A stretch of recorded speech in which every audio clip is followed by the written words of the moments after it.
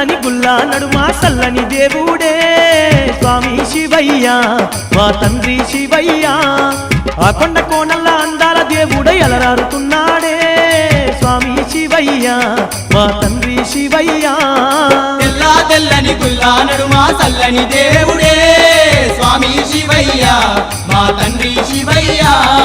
ఆ కొండ కోనల అందాల దేవుడే అలరారుతున్నాడే స్వామి శివయ్య మా తండ్రి శివయ్య